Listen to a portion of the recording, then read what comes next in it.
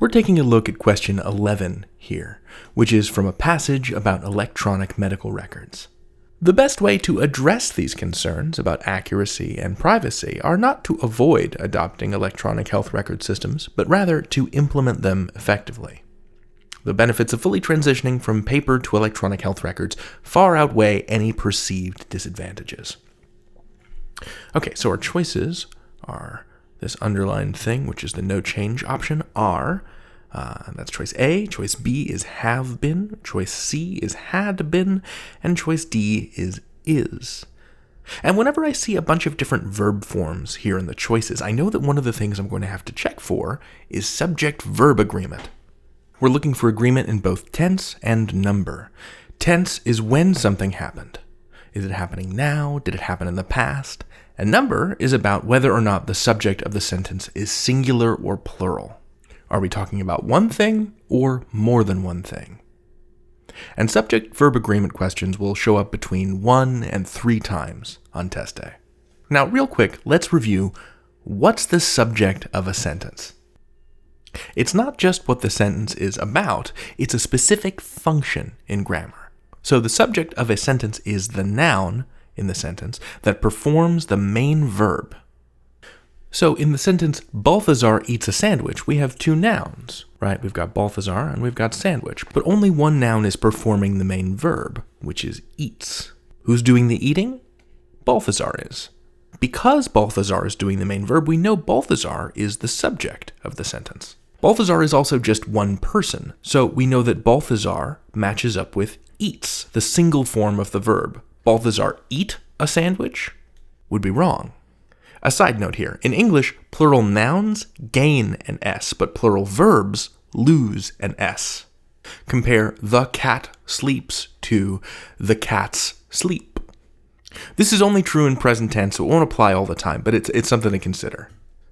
Now, we have a top tip for approaching questions like these, and that is get rid of extra words.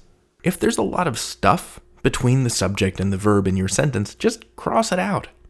So in the sentence, Hobbs State Park at over 12,000 acres are by far the largest state park in Arkansas.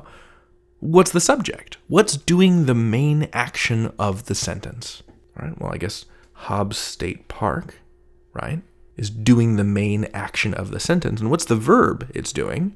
The verb it's doing is are. All this stuff in the middle, this stuff between the commas, we can toss it. Cross it off for the purposes of evaluating the sentence so we can get that subject right next to that verb. And then ask yourself, does this sound right? Is Hobbs State Park singular or plural? Park is singular. Are is plural. Hobbs State Park are doesn't sound right. It doesn't match up. So I would want to change it to is. Hobbs State Park is by far the largest state park in Arkansas. Let's go back to the question. Let me pause right here for a second to give you an opportunity to do this question on your own. Okay, let's do it. Now, the first thing I want to do is apply that top tip and get rid of extra words between the subject and the verb. So, what is the subject? The best way to address the concerns about accuracy and privacy are not to... are is our main verb, and this prepositional phrase, to address the concerns about accuracy and privacy, is in the way. It modifies way. The best way to do this are not to do this, but rather to do that. And simplifying the sentence that way reveals that our subject is way. And our main verb is are. The best way are. And that's weird. Way is singular, and we want the singular form of a verb. So is, not are, right? So that means D is probably our answer, but let's just cross out the plural options and then make sure, because choice C, had been, could agree with the singular subject. They had been, she had been, we had been. Let's say goodbye to choice A, which is the word are, and choice B, have been, because have been is plural in the way that are is plural. So that takes care of number agreement. And now we're looking at tense agreement. Should we choose C or D? Past tense or present tense? Well, the best way to look for tense alignment is to look for other verbs in the rest of the paragraph, and then find out their tenses. So let's read into the next sentence. The benefits of fully transitioning from paper to electronic health records far outweigh any perceived disadvantages. Okay, so the subject is benefits, and the verb is outweigh. So benefits outweigh, that's in the present tense. It's a general statement of fact. So let's carry that back to our choices. We're looking for a present tense option, and that leaves only D. C is in past tense, and that means it doesn't match. So D is our answer. Let's review our strategy. First, find the subject of the sentence and place it right next to the verb. What's the word that is performing the main action? That's our subject.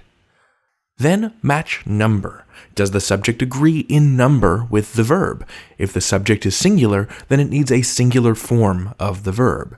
If the subject is plural, then it needs a plural form of that verb. Finally, keep verb tense consistent and logical. For example, if the verbs in the paragraph are in the past tense, you'll need a good logical reason to use a verb in any other tense. It's usually better to keep them all in the same tense. Once you determine what the subject is, questions like these fall into place. Good luck out there. You've got this.